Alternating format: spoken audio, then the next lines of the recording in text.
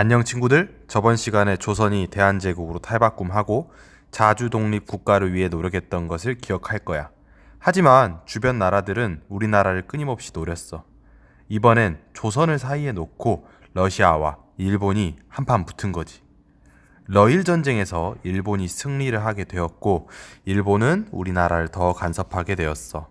얘들아, 슬픈 역사는 반복되지. 저번에 청일 전쟁에서 일본이 승리했을 때에도 그 후 간섭이 더 심해졌었지.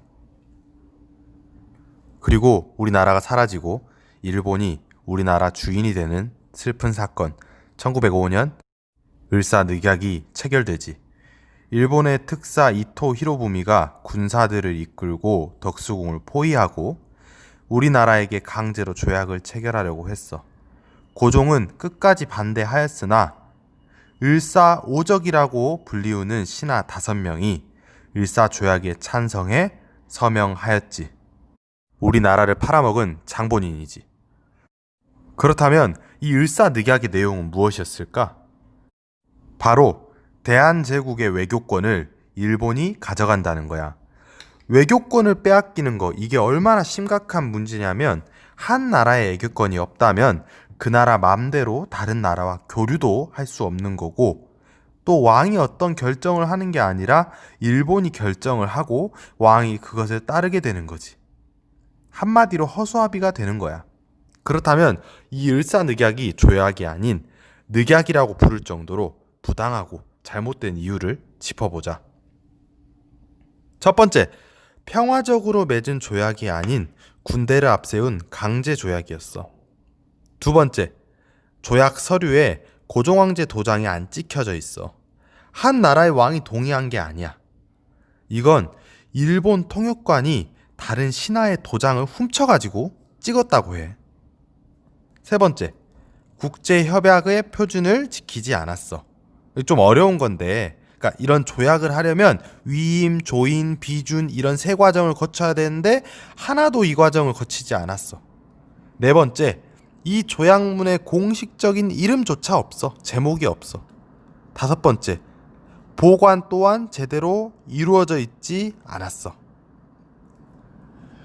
선생님이 정말 화가 나는 게, 일단 이 을사늑약은 외교권을 빼앗는다는 그 내용도 아주 나쁜 거지만 일단 이 조약 자체가 무효야. 그래서 더 화가 나는 거야.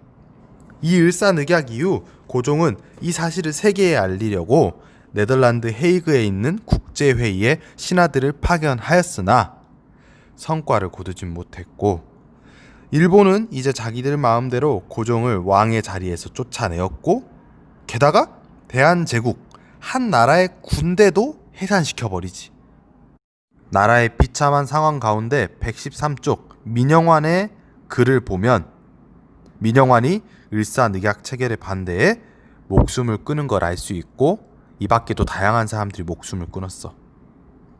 나라가 이 모양이니 사람들이 가만히 있었겠어?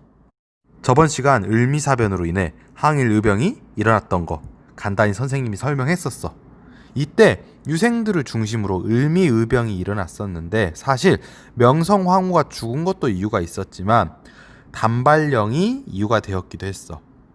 조선시대 상투머리는 당시 남자들에게 아주 소중한 것이었는데 이걸 자르라고 해서 반발을 한 거지.